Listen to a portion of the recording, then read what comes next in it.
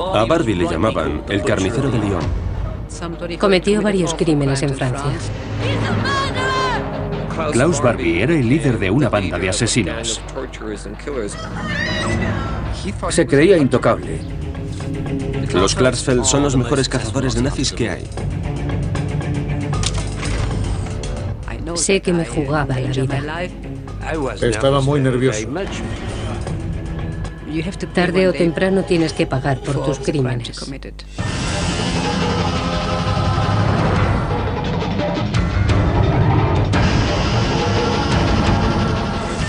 Cazadores de nazis. Klaus Barbie. Múnich, Alemania. Septiembre de 1971. La activista alemana Beate Klasfeld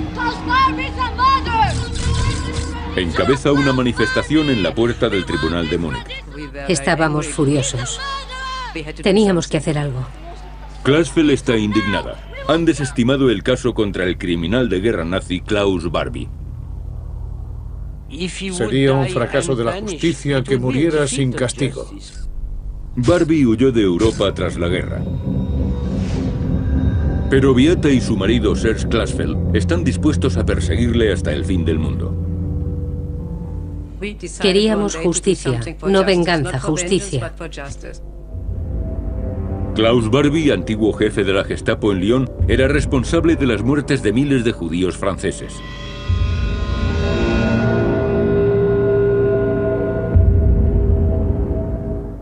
Sabíamos que ya no estaba en Alemania y que había huido a alguna parte de Sudamérica. Pero el fiscal de Múnich nos dijo que no podían perseguirle. No había pruebas contra él. Nos manifestamos para que el fiscal cambiara de opinión. Beate insta a los familiares de las víctimas a unirse a las protestas. Había casos concretos. La señora Benguigui era madre de 3 hijos que fueron arrestados por Barbie y empezó una huelga de hambre. Beate se hizo muy amiga de ella. Quería que todo el mundo supiera lo que Barbie había hecho. Había un orfanato de niños judíos en un pueblecito llamado Issou, cerca de Lyon.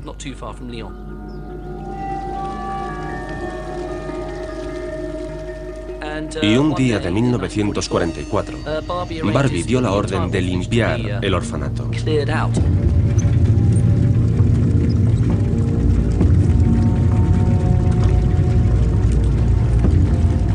Eran niños muy pequeños. Fueron enviados al campo de tránsito de Drancy y desde ahí los condujeron a Auschwitz. La señora Benguigui nunca volvió a ver a sus hijos.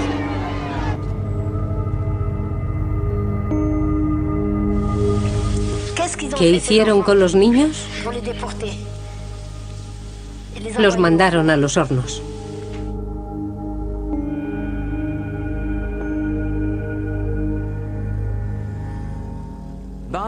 Barbie firmó un telex el 7 de abril de 1944. Explicaba que el orfanato había sido liquidado por la Gestapo. Dentro habían encontrado 44 niños y todos ellos habían sido deportados. No sé qué motivos pudo argumentar para justificarse. El caso contra Barbie fue desestimado por falta de pruebas. Klaus Barbie aseguró que no sabía que asesinarían a aquellos niños. Pero Beate dijo poseer pruebas incriminatorias. En la televisión alemana se presentó delante del tribunal y en cuanto el fiscal general se enteró, llamó a Beate y a la señora Benguigui y las recibió en su despacho. Me preguntó qué tenía y le dije que eran documentos que incriminaban a Klaus Barbie. Según el testimonio de un testigo, Barbie dijo en Lyon que los judíos deportados debían ser asesinados. Entonces, el fiscal general le prometió a Beate que si conseguía encontrar a ese testigo directo, él no dudaría en reabrir el caso. Beate pidió esta declaración por escrito, pero el fiscal se excusó diciendo que no podía ser, ya que su secretaria acababa de salir. Le dije que yo misma escribiría una nota. Había una máquina de escribir en el despacho. Escribí lo que él me dijo, luego lo firmó y yo me volví a Francia.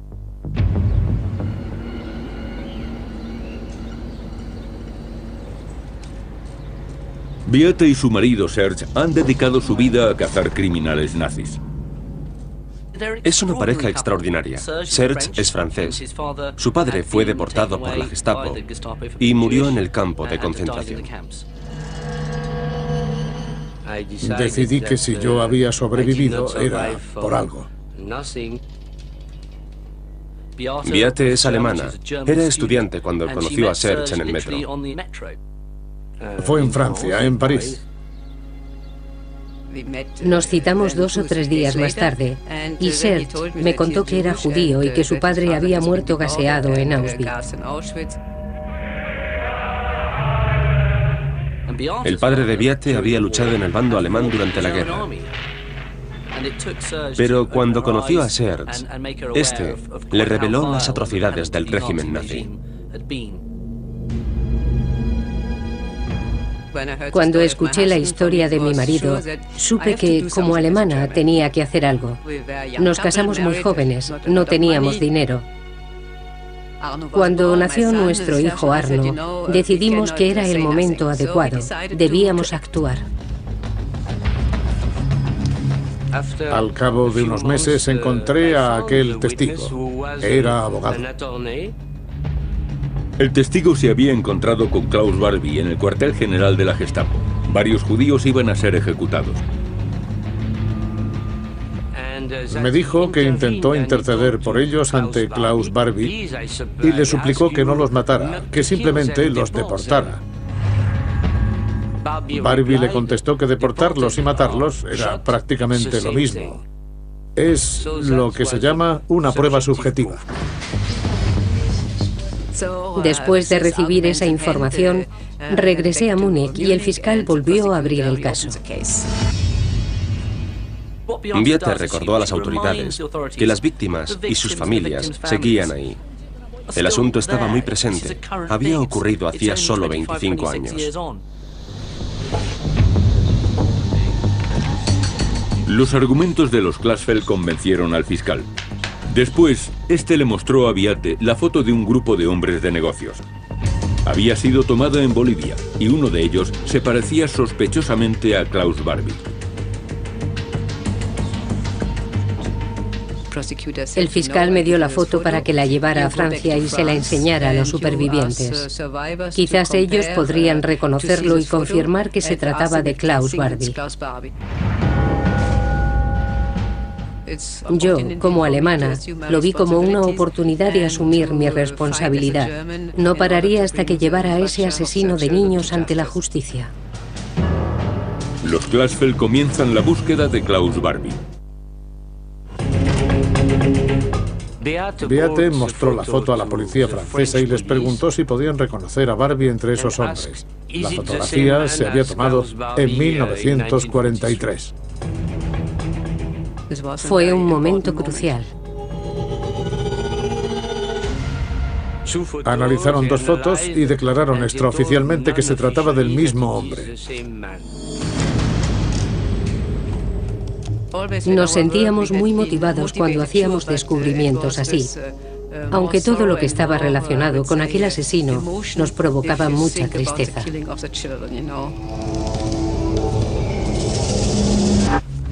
Poco a poco, los Klasfeld averiguan más cosas acerca de Barbie. Klaus Barbie fue a un colegio religioso y de joven tuvo vocación de pastor. Pero con 19 años Barbie ingresa en el partido nazi. De las filas de las juventudes hitlerianas asciende rápidamente hasta la Gestapo. Holanda, 1941.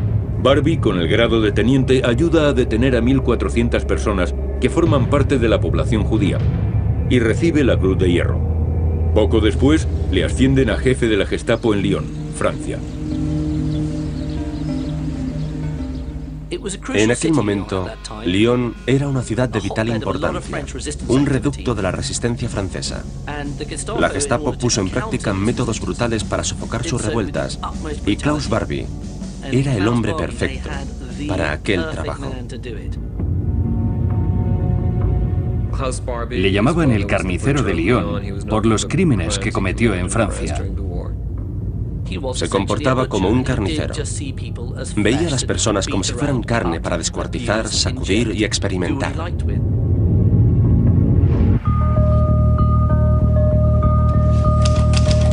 El siguiente movimiento de Beate es publicar las fotos de Barbie. Beate provocó un gran escándalo en Alemania y la foto de Klaus Barbie apareció en todos los periódicos del país. Pero la reacción que los Klasfeld esperan no llega desde Alemania, sino desde el otro lado del mundo. Reciben una llamada de teléfono desde Lima, Perú. Un hombre de Lima nos dijo que había conocido a un alemán llamado Klaus Altmann que se dedicaba a los negocios y sospechaba que podía tratarse de Klaus Barbie. Nos envió una foto de Klaus Altmann y nos reveló sus sospechas. Quería que confirmásemos si aquel tipo que estaba viviendo en Lima era Barbie. Las fotos fueron analizadas y descubrimos que se trataba del mismo hombre. Estábamos seguros de que Barbie y Altmann eran la misma persona. No había ninguna duda.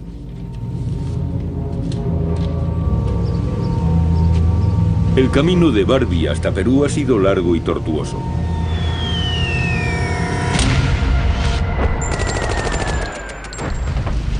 En 1944, con los aliados cada vez más cerca, huye a Alemania para escapar de los franceses.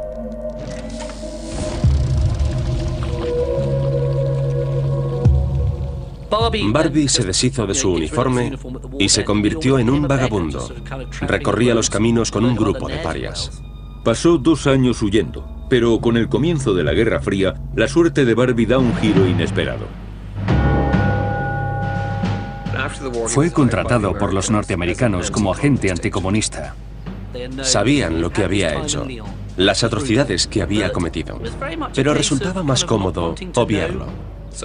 Klaus Barbie se convirtió en agente de los servicios secretos y trabajó para la CIA. Durante la Guerra Fría, los norteamericanos, británicos y franceses necesitaban gente como Barbie para espiar a los soviéticos. Pero en 1951 su valor como espía fue puesto en duda. Perdió sus contactos y apenas conseguía información, pero los norteamericanos no querían entregarlo a los franceses. Klaus Barbie habría alegado que había trabajado con los americanos. Los norteamericanos no sabían qué hacer.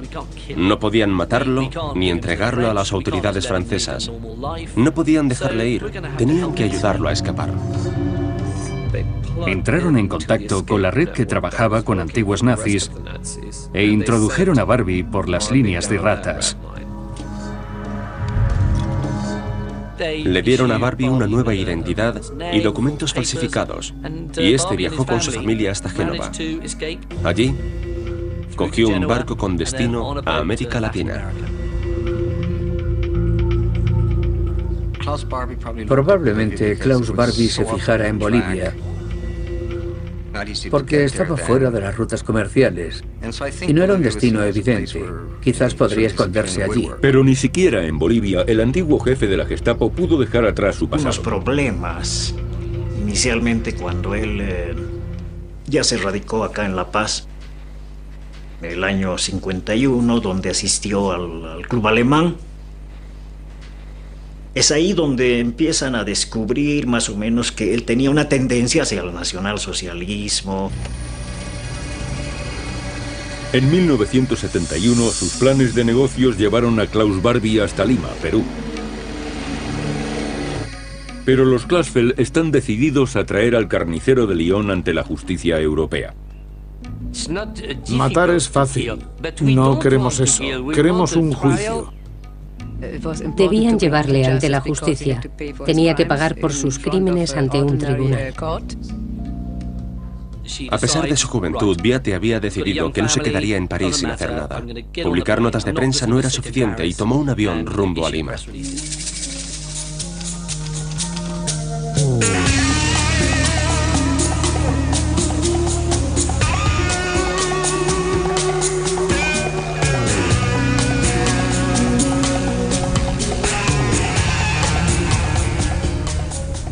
Fui a Lima a exigir la extradición de Klaus Barbie. Aquella lucha por la justicia se había convertido en una persecución intercontinental. 2 de enero de 1972. Beate se subió al avión y llegó a Lima en mitad de la noche. Estaba sola, sin protección.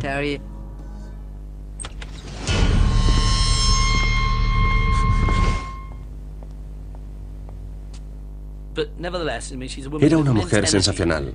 Para empezar, decidió hacer algunas declaraciones a la prensa. Los periódicos anunciaron mi llegada también para protegerme. Las autoridades peruanas toman medidas, pero no contra Beate. Con la esperanza de evitar un incidente internacional, instan a Barbie a que abandone el país. La Policía Internacional del Perú lo saca hasta la frontera, ¿no? Lo entrega a policías bolivianos.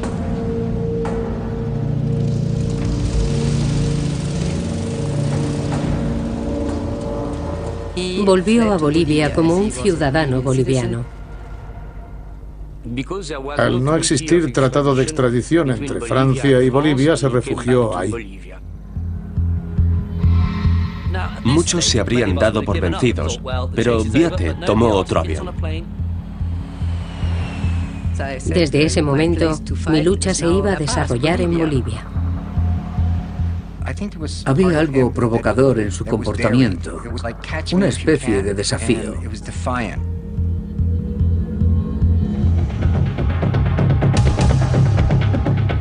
...30 de enero de 1972. Mi objetivo era desenmascarar a aquel hombre. Tenía archivos de su pasado y los entregué a los periódicos, al ministro de Justicia y al jefe de policía.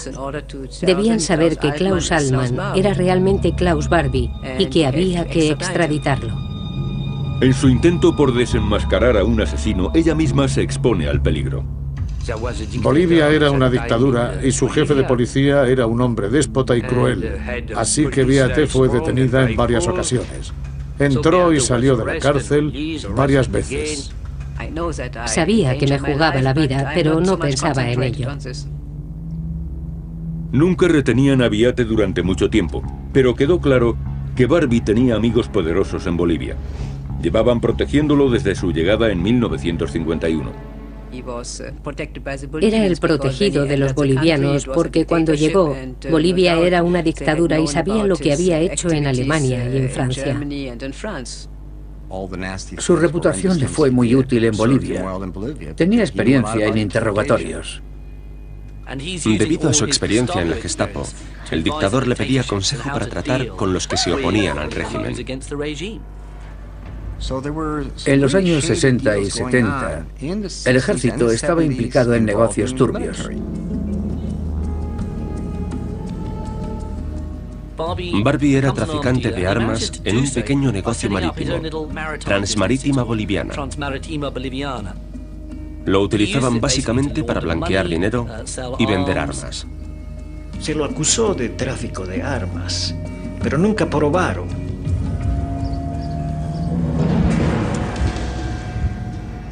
Le entregaron $10.000 para que se ocupara de un cargamento, pero se guardó el dinero y no cumplió su parte.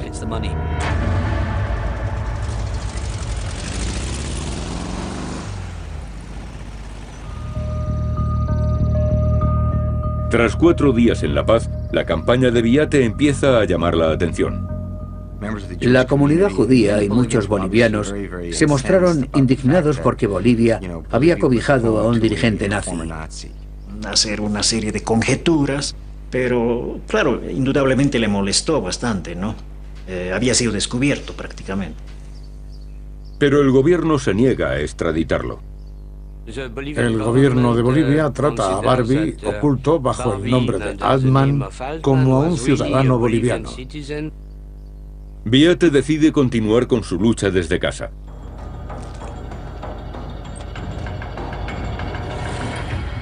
De camino a París, hace escala en Lima, donde las autoridades la están esperando.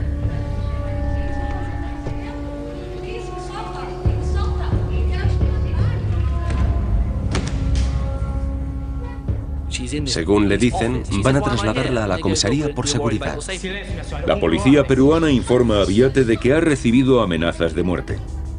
Había desenmascarado a Barbie y este tenía amigos en Lima. Tenía muchos contactos, militantes pro-nazis. Amenazaban con vengarse de mí. Estaba muy asustado. Beate pidió un arma y dijo que era capaz de cuidarse sola. Estaba más preocupada por mi misión que por mi seguridad. La policía me protegió hasta mi vuelta a Francia.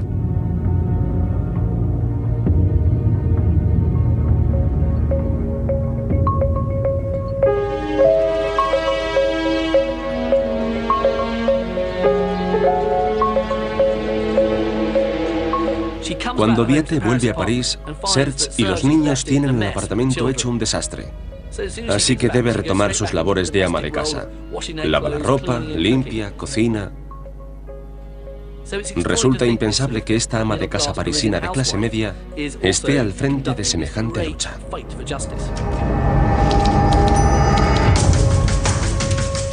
Una lucha en la que pronto contará con un nuevo aliado. El pasado de Klaus Barbie está a punto de condenarlo.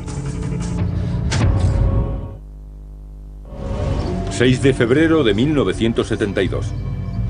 Solo una semana después de su aparición en los medios, las tácticas de Beate parecen dar sus frutos. Las autoridades bolivianas se ven presionadas para tomar medidas. Fue arrestado por las fuerzas del orden bolivianas. ¿El supuesto motivo? El gobierno reclama a Barbie el pago de una deuda de $4.000. Desesperado por conseguir dinero, Barbie toma una decisión arriesgada. 7 de febrero de 1972. Acuerda una entrevista por $2.000 con una cadena francesa. Aseguró en alemán que no era Klaus Barbie. También dijo que nunca había torturado a nadie y que jamás había estado en Lyon. El entrevistador le hizo entonces una pregunta en francés.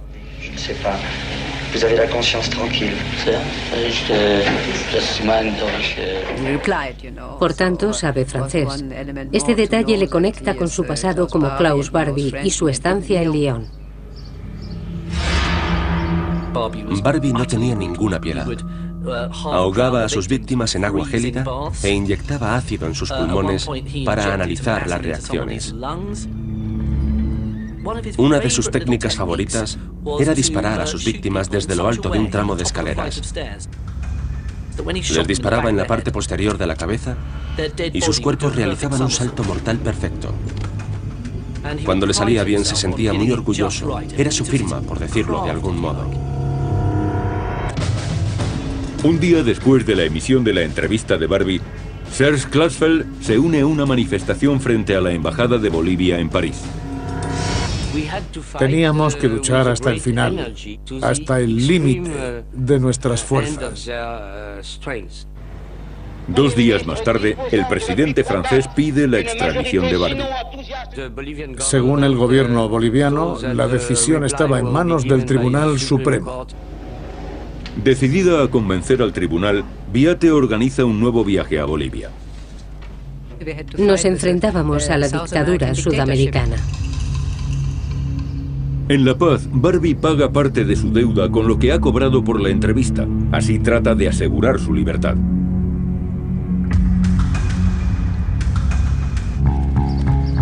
Pero 2 semanas más tarde, Beate llega con una nueva estrategia.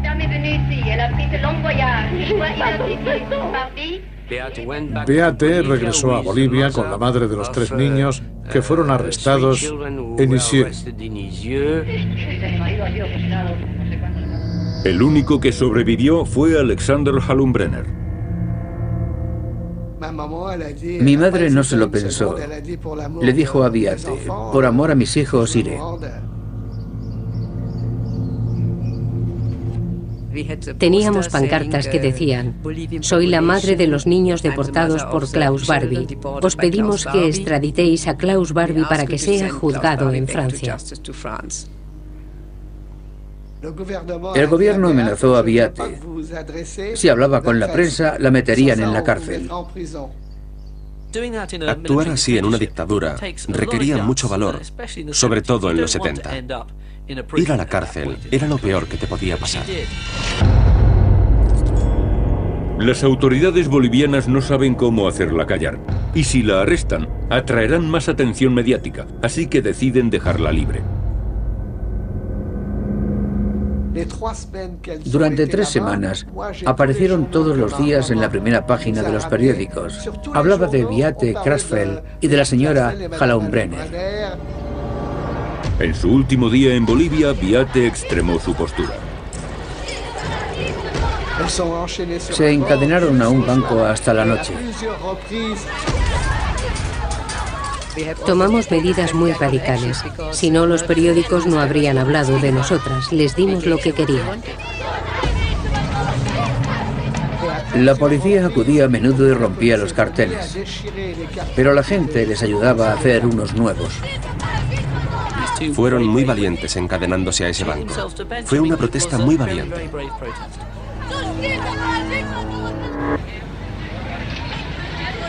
De vuelta en París, Beate recibe una calurosa bienvenida, pero todavía no sabe si Klaus Barbie se enfrentará a la justicia. Le gouvernement tient avec lui. Peut-être le peuple me comprend. Pas le gouvernement. Non.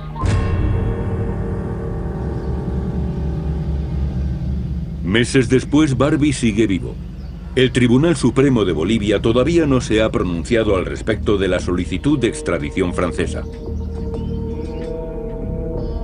Frustrados por el aplazamiento, los Klassfeld elaboran un nuevo y peligroso plan. Van a secuestrar a Klaus Barbie y traerlo en secreto a Francia. Serge viaja hasta Santiago de Chile. Queríamos justicia. Serge se cita con un antiguo revolucionario que había luchado junto con el Che Guevara. Regis Debré nos ayudaría a secuestrar a Barbie. Iríamos en coche desde Bolivia y cruzaríamos la frontera de Chile. Debré explica a Serge que conoce a la gente adecuada para el trabajo.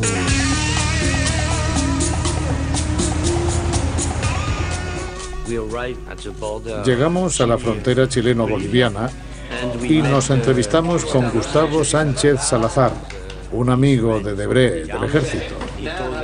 Nos dijo que sería posible secuestrarlo entre La Paz y Cochabamba, porque Barbie tenía muchos negocios en Cochabamba.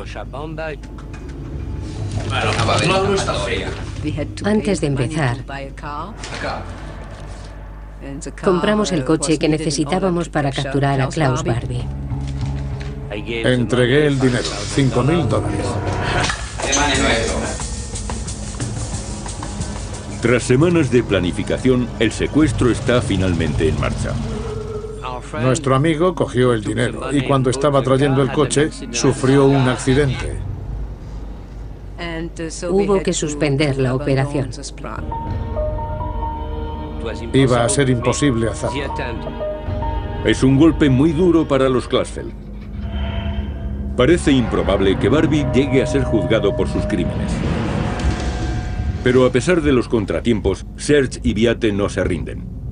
En la década de los 70 siguen decididos a traer a Barbie ante la justicia. Es difícil mantener la misma determinación y la misma fuerza durante 10 años. Desde entonces, la vida de los Klassfeld ha sido una larga lucha contra la injusticia. Empezar una lucha de estas características en la que están implicados los medios y la opinión pública supone una gran responsabilidad.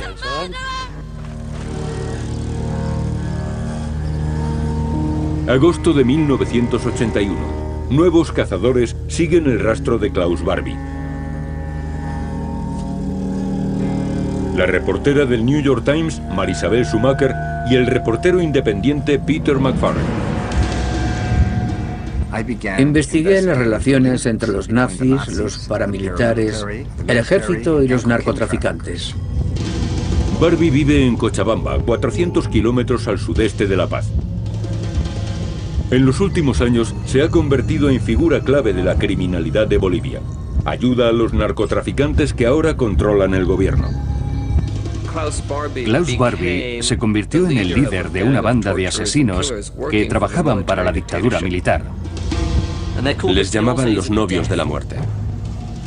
Barbie daba las órdenes de asesinar y saquear.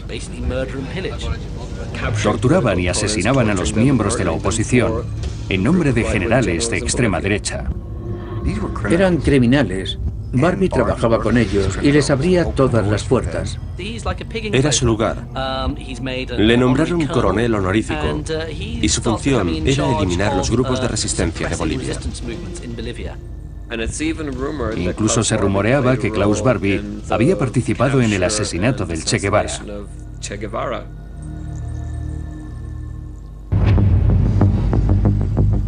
Marisabel Schumacher y yo fuimos a Cochabamba para seguir la pista de Klaus Barbie.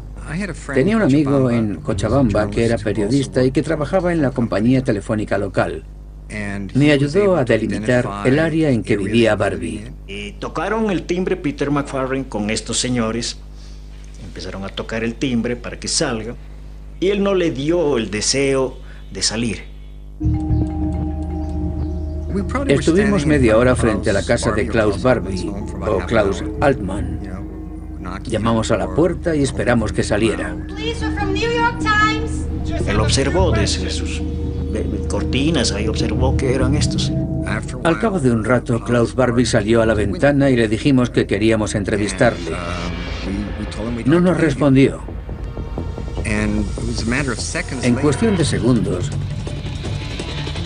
aparecieron un par de furgonetas y empezaron a salir hombres con metralletas. Llegó la policía militar, detuvo a esta gente de Cochabamba y les decomisaron las fotografías. Fue totalmente inesperado. Estábamos aterrorizados, sobre todo porque Marisabel estaba embarazada. Nos llevaron al cuartel. Y todo ocurrió muy deprisa. Antes de que nos diéramos cuenta, estábamos en los barracones. Amenazaban con torturarnos y hablaban en serio. Lo que más les preocupaba era cómo habíamos encontrado a Barbie y cuál era nuestra fuente. Nos amenazaron con arrancarnos las uñas. Pero se dieron cuenta de que habían cometido un grave error al arrestar a dos periodistas del New York Times. Y al cabo de unas horas nos dejaron marchar. Tomamos el primer vuelo a La Paz y a los 2 o 3 días el New York Times publicó en primera página un artículo sobre los nazis, los paramilitares y los traficantes de cocaína. 2 o 3 horas después ya estábamos recibiendo amenazas de muerte. Mis amigos me dijeron que era mejor que abandonara Bolivia y tomé el primer vuelo a Puerto Rico.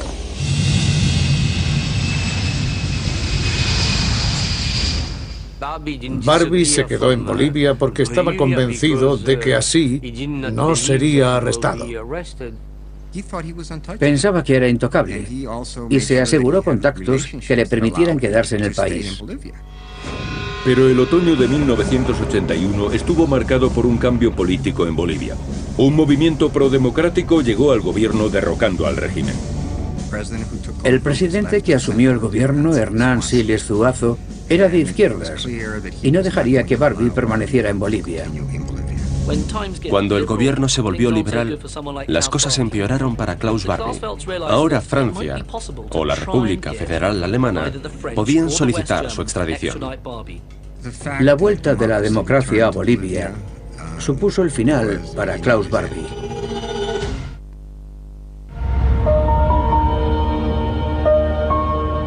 Bolivia ya no era un lugar seguro para Barbie. Aprovechando la situación, Serge se dirige al hombre más poderoso de Francia, el presidente François Mitterrand. Convencimos al presidente Mitterrand para que apoyara el arresto de Barbie y le trajera de vuelta a Francia. Pero para conseguirlo necesitan la ayuda del nuevo gobierno democrático boliviano. Los bolivianos tenían algo que podían usar contra Barbie. Aún debía $10.000 por no haber enviado aquella mercancía de la que se hizo cargo. Dijo que pagaría, pero que no tenía el dinero, así que le detuvieron. Tenía ese dinero, tenía creo 5.000, algo por ahí. Fue enviado a prisión, estaba perplejo.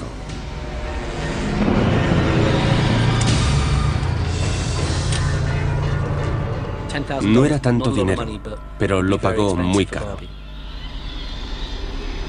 Arreglar, hablé con el abogado, etcétera, para ver la forma de solucionar ese problema. Pero no se pudo. Al final conseguí un préstamo. Barbie consiguió pagar la deuda. Sin embargo, los bolivianos le dijeron que todavía debía los intereses. Si no podía pagarlos, tendría que abandonar el país. Entonces Barbie se dio cuenta de que estaban intentando deshacerse de él. Serge reconoce algunas caras en el nuevo régimen boliviano. Nuestro amigo Salazar, que estaba exiliado en Chile, volvió con el nuevo gobierno. Gustavo Sánchez Salazar, ministro de Seguridad, rescindió la nacionalización boliviana de Klaus Barbie, ya que éste había mentido acerca de su pasado nazi. Ahora ya podía ser expulsado de Bolivia. No le preocupaba, pensaba que se libraría, y si acababa ante la justicia, convencería al jurado de que era inocente.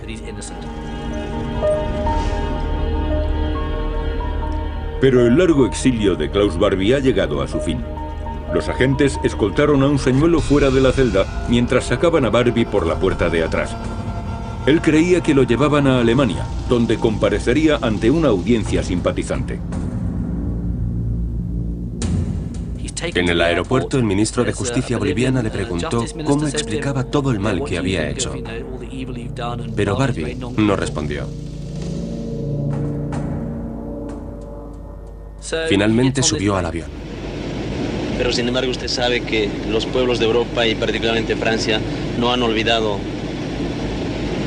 Yo olvidé. Si ellos no han olvidado es otro asunto. El avión aterrizó en un destino aún desconocido por Barbie. Solo oía voces, pero no eran alemanas, sino francesas. Entonces comprendió que estaba en territorio enemigo. No era Francia, sino la Guayana francesa, pero era territorio francés. En la pista del aeropuerto de Cayena, Klaus Barbie es acusado oficialmente de crímenes contra la humanidad. De la historia. No me puede dar un juicio, no se condena, no condena, eso no me corresponde. El último tramo del viaje lleva a Barbie hasta Lyon, el escenario de las atrocidades que cometió 40 años atrás.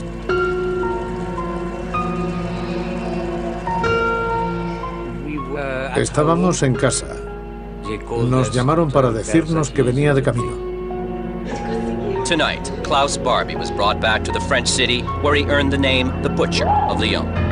Under heavy guard, Barbie entered Montluc prison, the same prison where 40 years ago the ex-Gestapo chief is said to have tortured and killed. Vimos su llegada por televisión y le vimos entrar en el lugar en el que había cometido sus crímenes. La extradición de Klaus Barbie a Lyon En 1983 hizo a mi madre inmensamente feliz. 4 años después, Lyon, Francia, 11 de mayo de 1987. El juicio de Barbie fue un momento clave en la historia de Francia. Klaus Barbie se enfrenta a múltiples cargos por crímenes contra la humanidad. En el equipo de la acusación se encuentra Serge Klarsfeld. Estábamos convencidos de que le condenarían. Era culpable. Lo dijo él. Me comentó alguna vez que conversábamos sobre estos problemas. Siempre van a intentar hacer alguna cosa. Su actitud no había cambiado. No se arrepentía de nada. No mostró pena ni arrepentimiento y no tuvo ninguna consideración con las víctimas.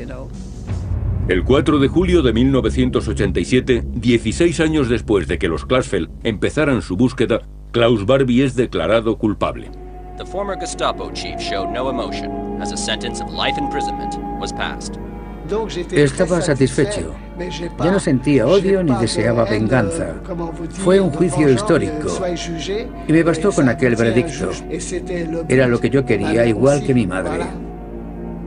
Hasta entonces, nunca un grupo de judíos había puesto a un criminal nazi en manos de la justicia. Eran cazadores del mal y decidieron atrapar a alguien que solo había provocado dolor.